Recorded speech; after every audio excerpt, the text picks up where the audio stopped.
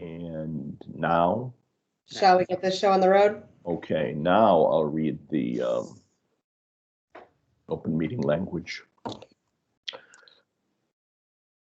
Okay, I'm calling this meeting to order. This meeting is now in session and is being held by electronic communications using Microsoft Teams due to the COVID-19 pandemic emergency.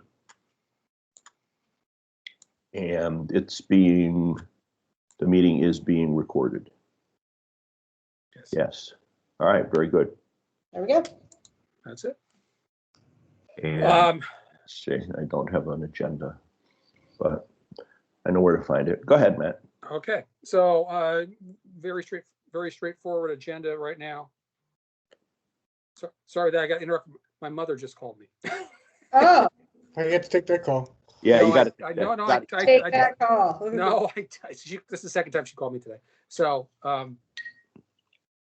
anyway, we have a weekly group chat, and we're thinking about changing it tomorrow night to tonight, and so that's what that's about. Important things. Anyway, so the standing agenda item is just to go over the policies that are coming down the pike for you guys. Shouldn't be any surprises here. But the real property is working its way through now through the info and action. You've already seen parts of that. The next one that's coming up in March, we've only got one, is the swimming pools, M15. It's already gone out for public comment. It's come back.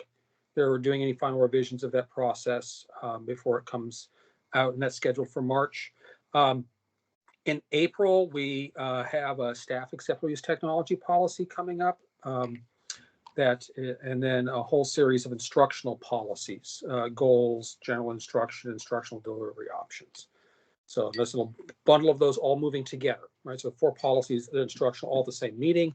So you can see how they all sort of fit together because there's a lot of movement between those policies. So we're treating those in a bundle. So that's what our group is there, and we're starting to ramp up. You'll start to see more going forward as we're beginning to emerge from the pausing that was caused by COVID. That's where we're at right now from those policies. Right. Okay. There were no policies for feedback on revised policies for this meeting. So we do have feedback on the existing policies, a series of existing policies, and then the memo we put out about the PIP revisions. So those are our 2 agenda items. So on our existing policies, we might as well do an order. So J54, leaving school grounds.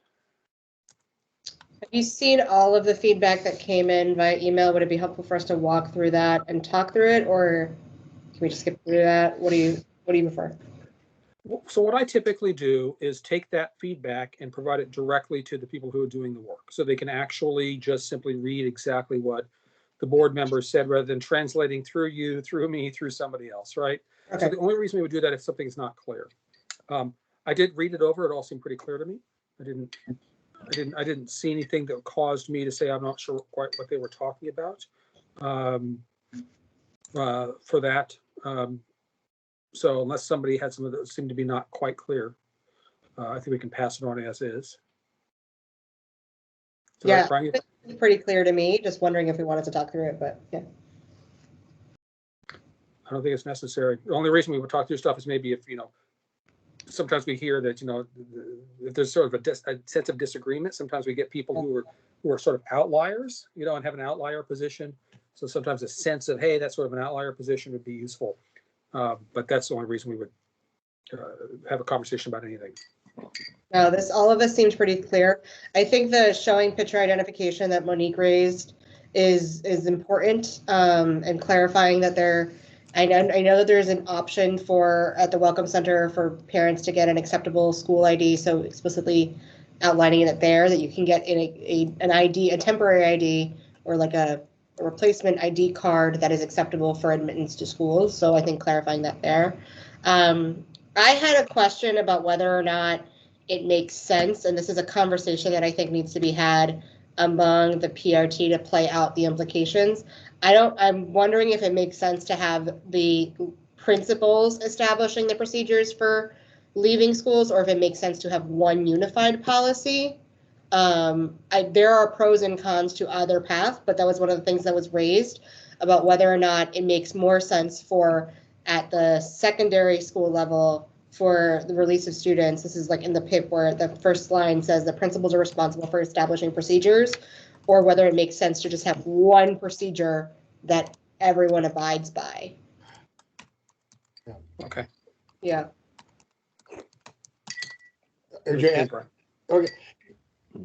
Can I chime in on that one? Yeah, go ahead. Yeah.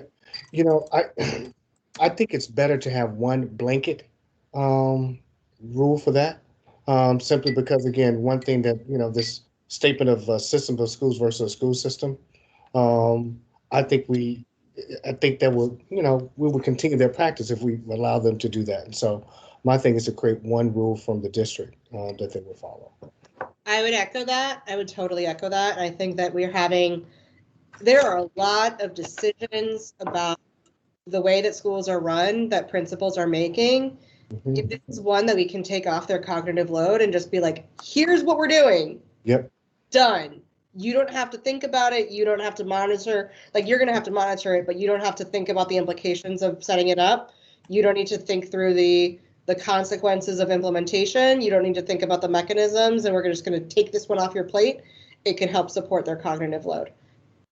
That said, I think we should still have a conversation and play out what the implications are and figure out what makes the most sense going forward. But when I first read that, I was like, this feels like one that we can take off the principal's cognitive load and just make it consistent and make sure it's easier to implement and it's very clear.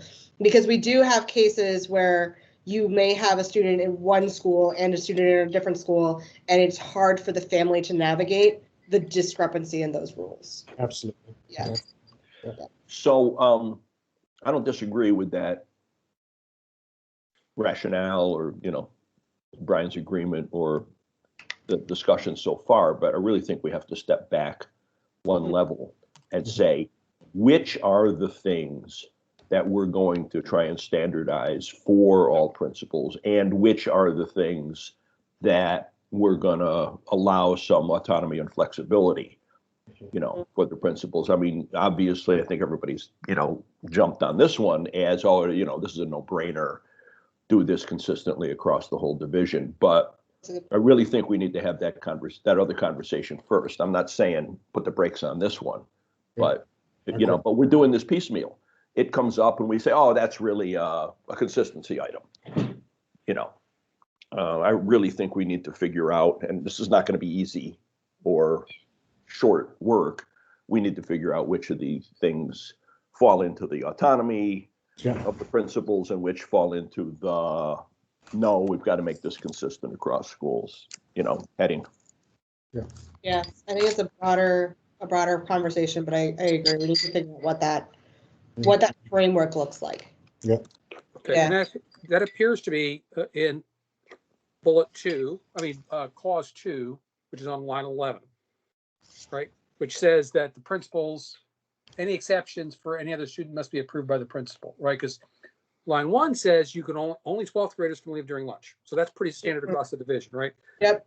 But 2 says principals can make exceptions to these rules. So and then everything else is really standard about medical and things like that. So that appears to be the one. That's the one line we may want to think about, right?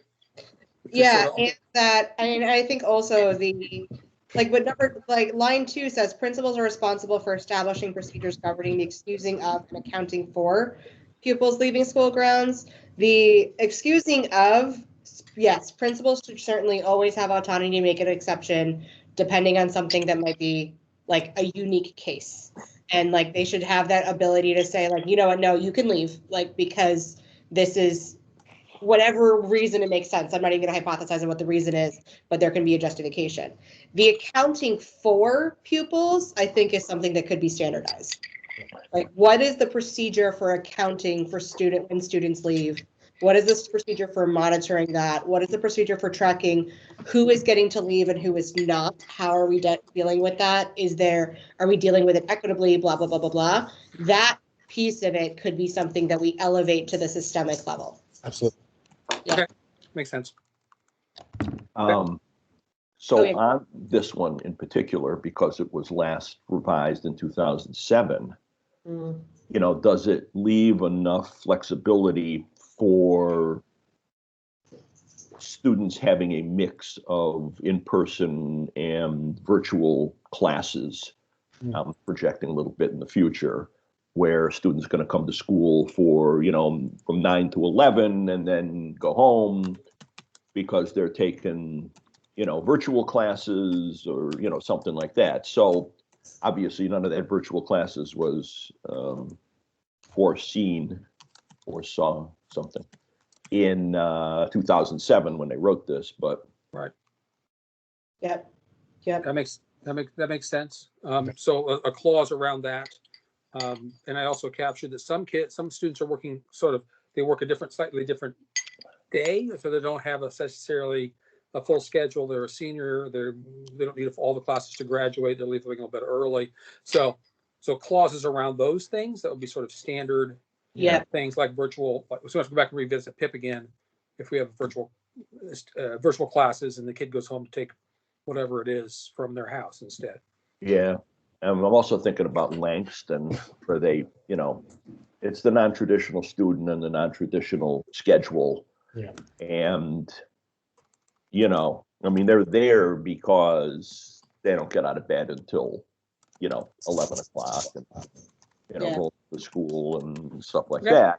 You don't want to say the same thing about them or force the principal to treat them the same way as you do, the kid who shows up in one of the comprehensive high schools at 8 o'clock every morning, Right. Yeah. Right. Yeah.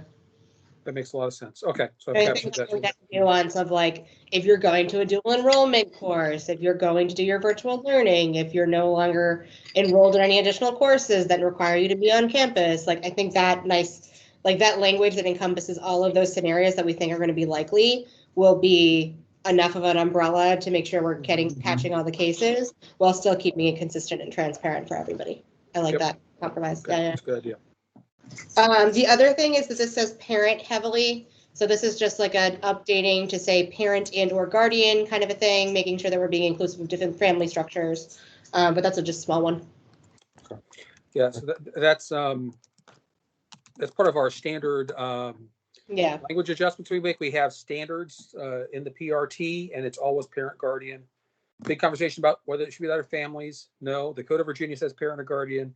Policy says parent or guardian. All of our other things can say families, but the policies are going to say parent guardian. So that's just part of our standard language updates. And I think, the legal implications of parent or guardian versus families are important that's important nuance. And whatever the Code of Virginia says, that is what we should use. I agree with that. That's right. Educational rights and all those things. Yay, FERPA.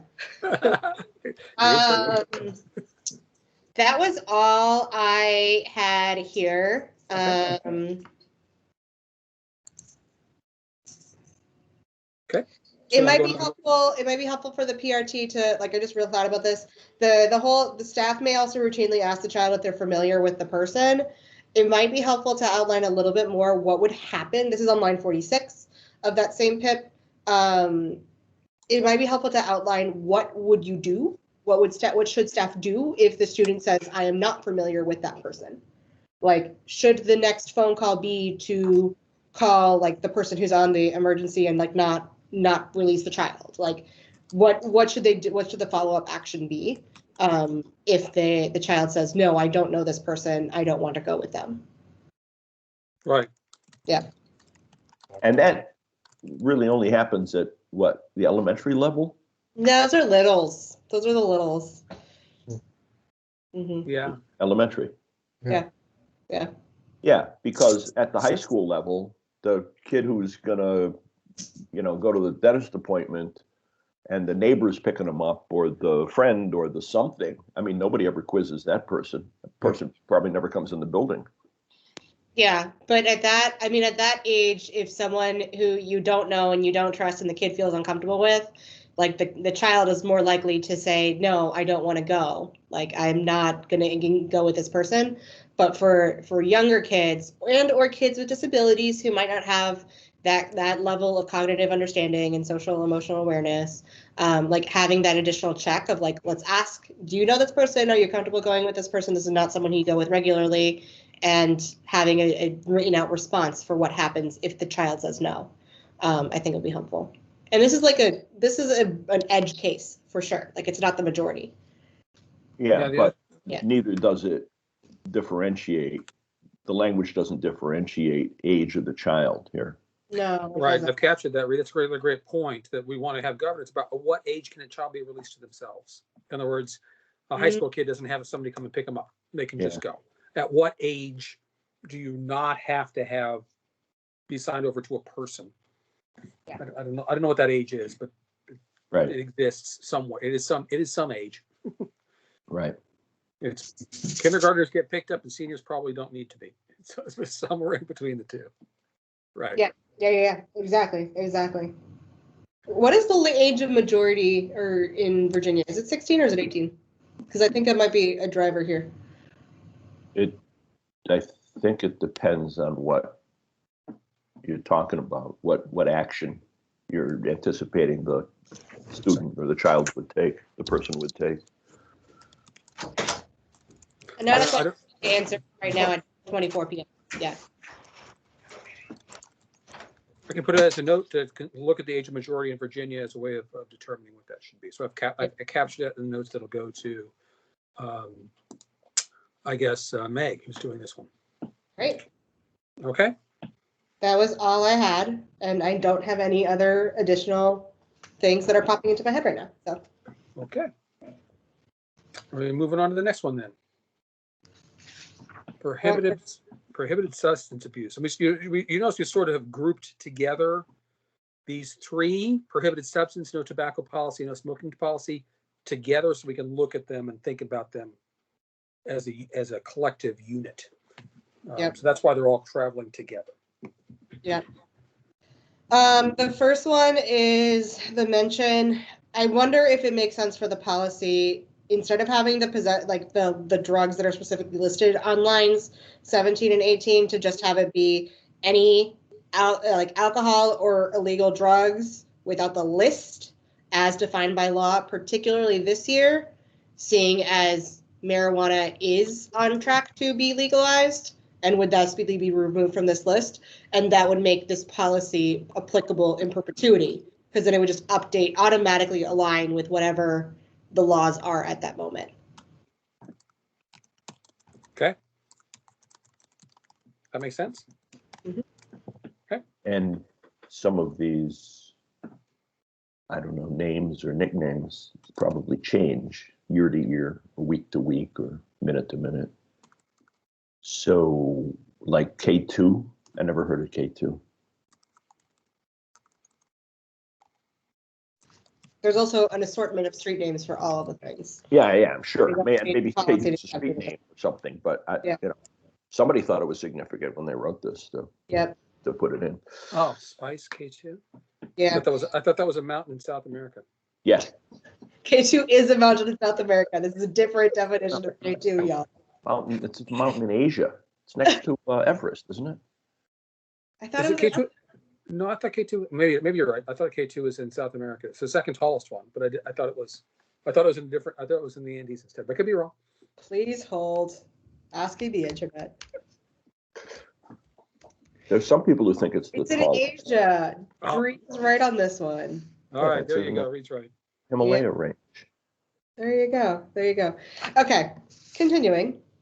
The staff reporting requirement, I think we just need to play out what that actually entails. This is it's a little bit more outlined in the prohibited substance abuse PIP, but the policy might want to include what does timely mean? Do we want to outline timely in the policy in addition to the PIP? Okay.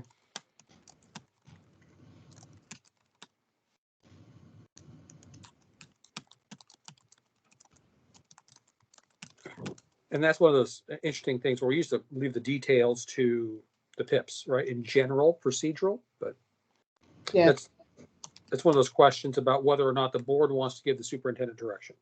Yeah. That's the way I think about it. If the board wants to define timely, then you would do that. Otherwise, you leave it up to the superintendent's discretion about what timely is, and it goes in a PIP. What do you think on that one, Reed? Because I don't think that we're necessarily I just want it to be clarified. I don't care that we be the ones clarifying it. Yeah. Yeah, depending on what it is, depending on the severity of the, the infraction. There are some things that are in state law that, there's a certain class of drugs that, if the student is, I'm not sure what the right word is, convicted or, apprehended with or something. I don't think it's convicted, but there's a certain class of drugs along with firearms and, some kind of violence, physical violence, that requires the superintendent to bring a recommendation of expulsion to the school board. So I think in answer to your question, it depends on what the prohibited substance is, that we would then define what timely is. So, within so a day, because it's probably not going to be within a month or, something like that. I don't know. okay. So timeliness, but those sorts of things might need to be in policy. So if a class of drug that might require expulsion, that's a pretty significant thing, and that's something we want to actually have the timeliness defined in policy for something like that. Yeah. Or if it's not sort of the thing that the board has to take action because it's only the board can expel anybody, then the timeliness may be defined more in the PIP. Am I reading that right? Yeah, I think so. Well, this is the policy, right? Yeah, this is the policy that we're looking at right now. Yeah, that's the policy. So I think like the thing that I'm wrestling with is that there's moments where when counselors will get information about a substance abuse problem and they still need to report it, but that should not automatically trigger a disciplinary action if the student is self-reporting a substance use problem in the process of seeking treatment. So this is like the crossover between this one and the disciplinary the disciplinary policy. And I don't know how to reconcile that nuance off the top of my head. So we have to think about it.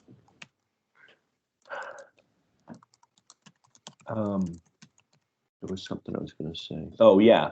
So this thing about tobacco and e-cigarettes. So you could, given this third paragraph here on line 23, possession of drug paraphernalia, I mean, would paraphernalia also extend to these other prohibited substances like tobacco, including having one of those, whatever you call them, Juul, I don't know what they're called, pipes or, the implement that you use to actually ingest the tobacco substance. Right. And I'm also concerned about how widespread is this policy? I mean, I guess we've got policies in buildings that say no alcohol, no tobacco use. But is tobacco use illegal for students under 18? It's certainly not illegal if you are 18. So suppose you are 18 and a student, and you're carrying a pack of cigarettes in your pocket. I think that's the next policy, isn't it? Yeah, that is the next policy. But either way, I mean, there are a lot of things that we limit on school grounds that are technically legal for that. Like there are parameters to their legality in other situations. Like alcohol is legal for most of our staff members can legally consume alcohol, and we still prohibit it on campus. Yeah. Because it's not an appropriate thing to have on school campuses. So I don't think that the legality of a particular substance is, I mean, that's certainly the minimum bar. Like anything that is illegal needs to be not allowed on campuses, but we can go beyond that. Yeah, but we're not prohibiting tobacco universally on the campus, because a staff member walking around with a pack of cigarettes in their pocket is different from a student, even an 18-year-old student. That is correct. It is only students that are prohibited in the policy. Yeah. And that's kosher. We can do that. We can make any rules we want to. Yeah. You can prohibit the color blue in people's clothes if you wanted to, Reed. I'm not going to be particularly popular, but you could do it. Yeah. Nice try, Matt. That's not going to work. Right. And some lawyer somewhere has dollar signs in his eyes now. Well, I'm not trying to solve this problem now. I'm just kind of bringing it up. Is this, going to get us into, some kind of legal thicket?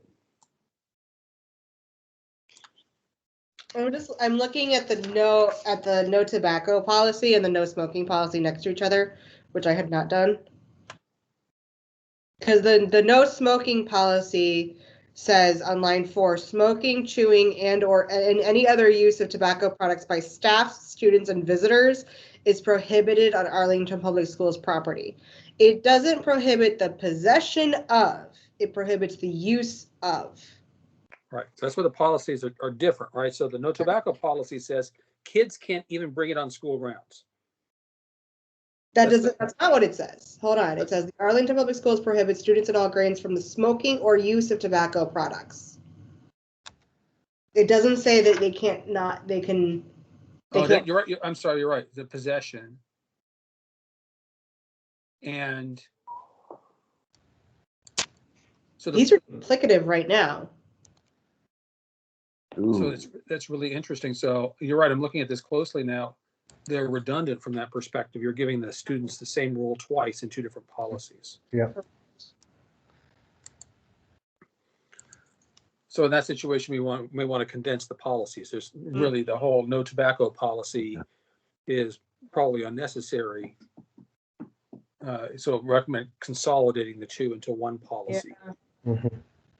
Yeah, because it's not actually saying anything that is substantively different than what is in the no smoking policy. The PIP is different because the PIP introduces the awareness seminars concept. Right. But that could be consolidated into the PIP for the no smoking policy. Smoking, chewing, and any other use of tobacco products by staff, students, and visitors is prohibited. Right. So they are in 2 different areas because they're in 2 different sections of the policy. J applies to students and K applies to school and community relations. So that's why they're there. That's why. Sorry. Where are you? So we're looking at the no tobacco and the no smoking policies. Mm-hmm. And those are in 2 different sections of our policy organization. So J is students and K is school and community relations, right? So one is applying the K one, the no smoking policy applies to absolutely everybody. And then they have a separate one under J calling it out specifically for students. So that's why it is what it is. I'm not saying that belongs that way in the future, but it just sort of. Okay, so, this has got to be violated every day, right? The K policy. Staff who smoke, go down to the loading dock and you have a cigarette in between classes or something. And, it used to be that way in the staff lounge, back when I was in school, but I guess, they chase them outside now. But, as a former smoker, I can tell you I'm not going to go 6-7 hours, without a cigarette. So what's the board want to do about that?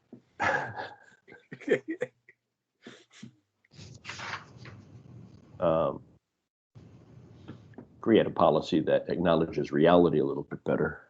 Yeah.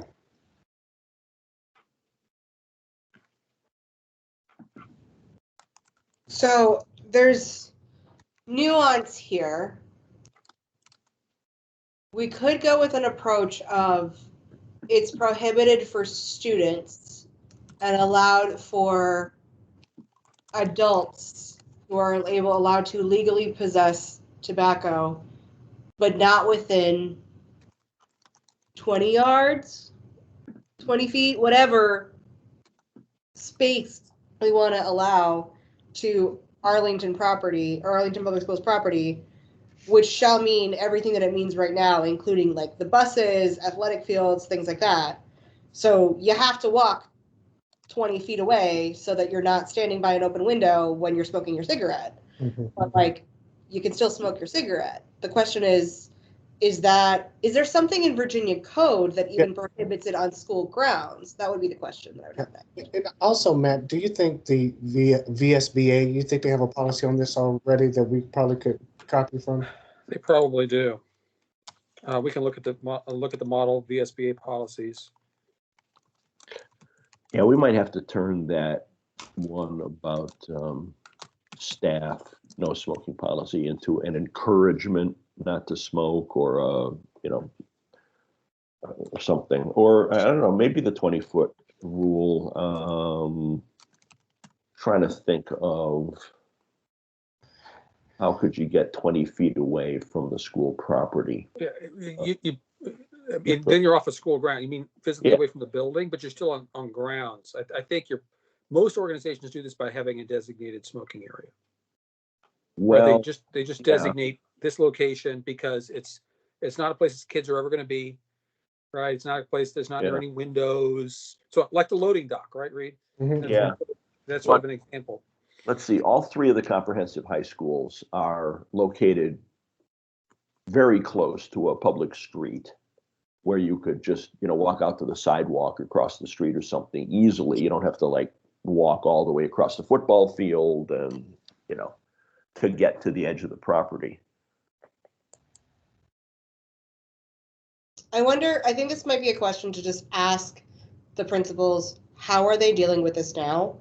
And to have that be part of the information that we collect in order to develop this policy. Because if the principals are saying, are telling their staff, if you want to smoke, go to X, and they're designating a location, or if they're just telling their staff members, you have to walk off campus, you have to stand on the sidewalk in front of the school, that's what you have to do.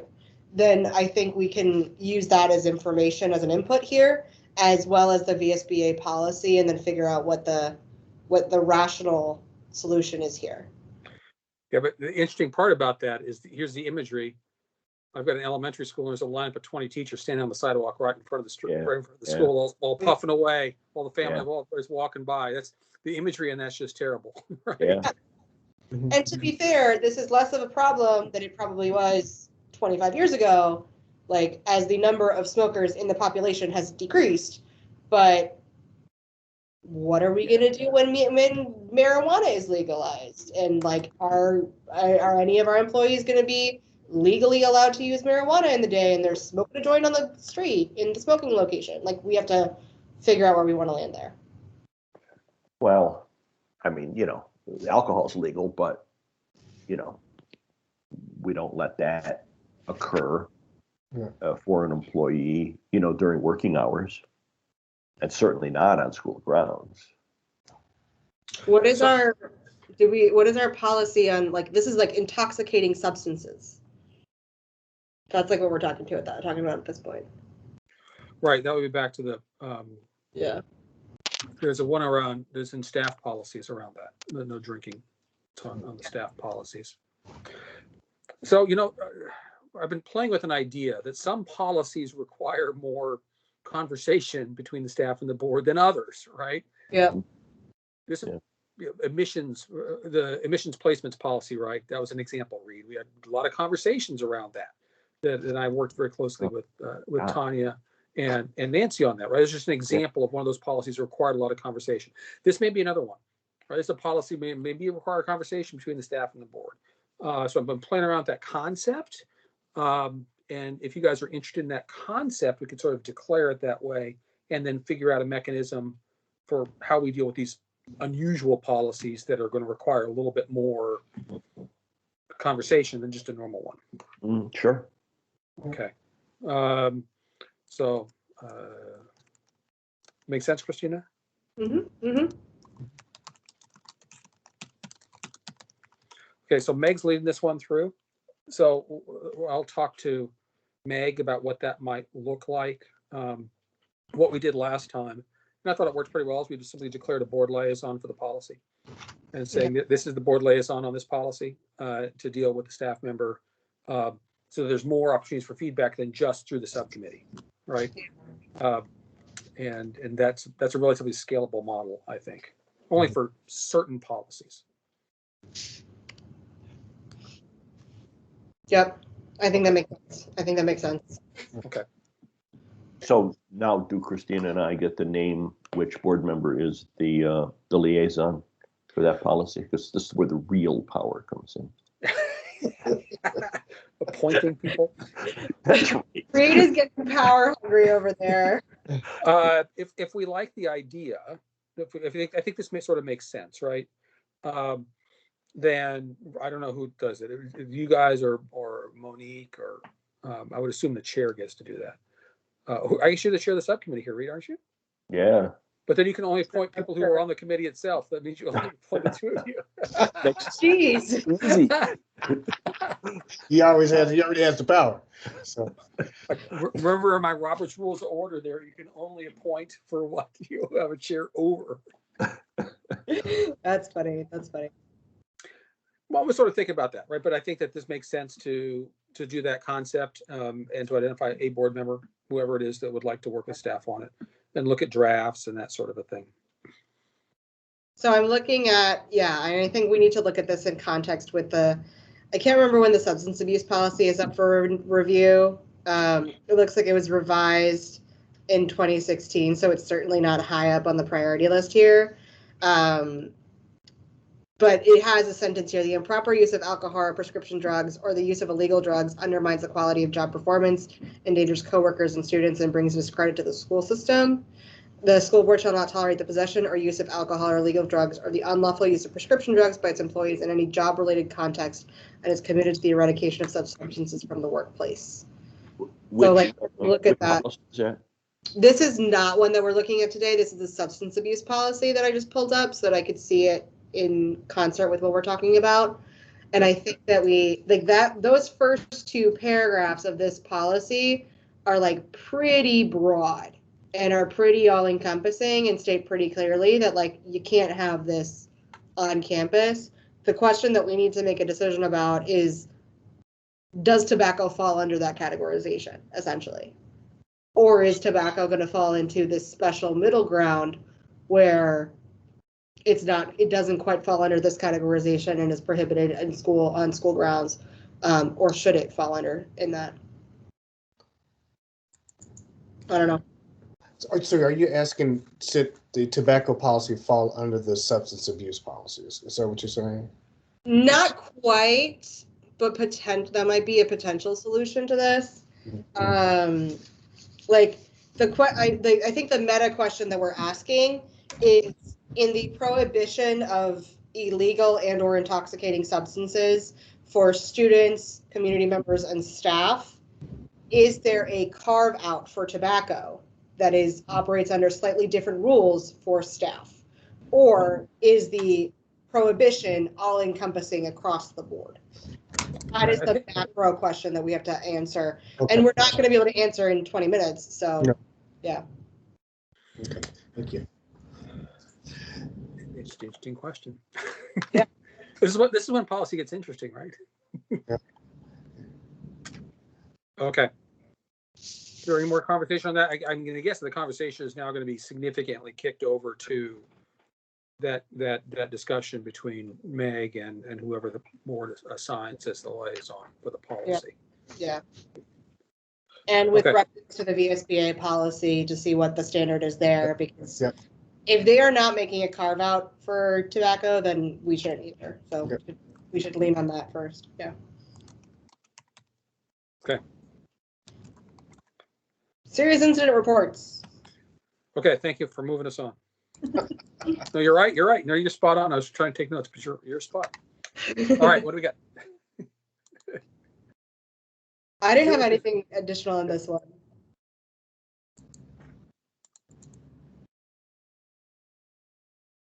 This is very procedural as required under Code of Virginia. Yep.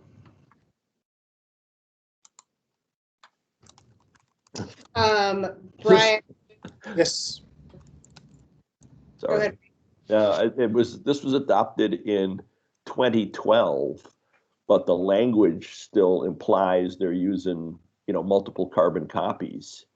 Retain one copy for the school files and send another copy over to, the assistant superintendent. Does he get the buff colored one or the green one? Or... We were still doing a lot of paper in 2012, Reed. Yeah, I know. I guess we still are. Yeah. I Not still think he's on paper. Not so much under COVID. After COVID, we've had to digitize a whole bunch of stuff. But a good thing for us. Yeah, they'll clean up stuff like that. I mean, obviously, the obvious stuff like carbon copies and stuff like that is on by the way, the buff green. Yeah. Yeah. The green copy goes to so and so. The red copy goes to so and so. Yeah, whatever. Salmon. We have the salmon cards and the yellow cards. Damn it. No, I don't have any additional. The one thing is making sure that this, Brian, as we're thinking about the overall transition of the organization, if there are different entities who need to be doing certain activities here, like making sure that we cover that in this revision. Yeah. Think about that. Yeah. That's gonna complicate some things. Yeah. Jeanette is she's on the policy review team, right? Yes, she is.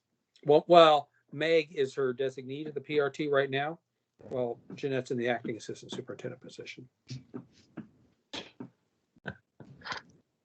Okay, we'll take care of that. Okay. All right. Anything else on this? Nope. I'm just curious about the retention of reports. I mean, is this 2 years? Is this something that came out of state law, or did somebody make it up? And what's magic about 2 years? So the Library of Virginia would designate all those time frames, Reed. Okay.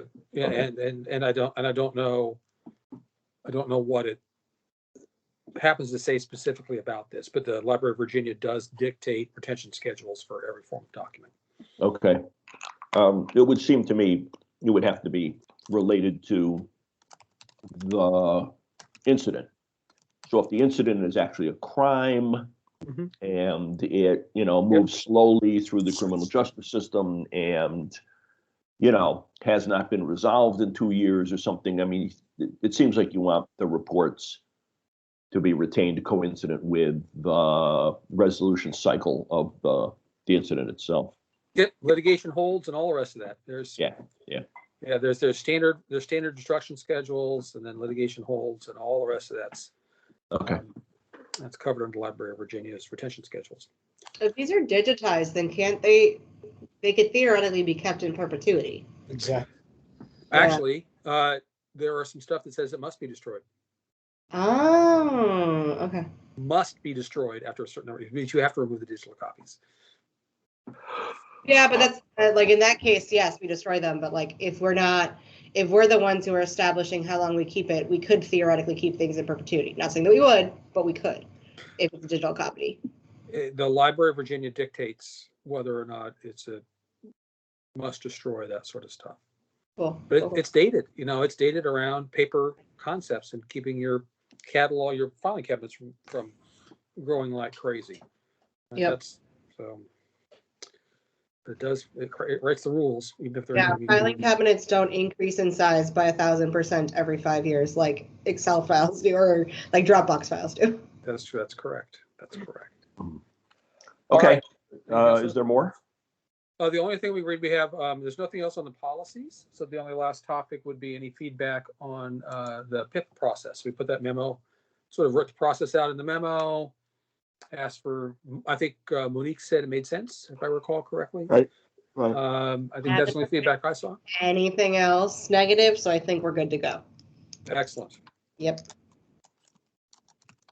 That will make both Melanie and myself and Brian very happy. We appreciate that very much. This is really going to streamline things. It's been that week-long holding period has been awkward. Things have been out of sync. It's one more thing to remember from bureaucratic. No one has to go post things 2 different times. I mean, we just had one today. Hey, Matt, M8 PIP is finally posted. You guys adopted the policy a while ago, and the PIP just got posted. Like, it's just sort of, they were out of sync for a while, right? And we just want to eliminate that. So this is a really good decision. Thank you very much. We really appreciate that. We aim to please. You're being successful. That's all I got. We still have a chance to end this meeting under the 1 hour scheduled time frame. Don't say it too loud. Yeah, I know. Talk on my desk. Okay, that's it? Nobody else got anything else? I can go with the adjournment language now. Let's see, and our next meeting is, I don't have a calendar in front of me, but it would be the 8th. March 8th. March 8th. Is that right? March 8th. Okay, good. Very proud of myself for remembering that off the top of my head. Yep, March 8th. So 2 weeks. These alternating weeks seems to work really well, actually, for the PRT as well. So I think we found a nice rhythm. Good. We found a nice rhythm. All right. Yeah. No, like I said to David and Kathleen, I think the process is working well. Thank you very much. Got the right, cogs in the right places, and they're engaging the master cylinder or whatever the mechanical engineering aphorism is. They're pumping the flywheel, Reed. That's it. We'll bring a little Collins in there. They're pumping the flywheel. Okay. We have taken this metaphor way too far. I know that. Okay, I'm going to adjourn. Okay. This meeting is now adjourned. Thank you. Thank you all. Thank you all. Okay. All right, everybody be well, and I'll talk to you soon. Stay warm. Take care.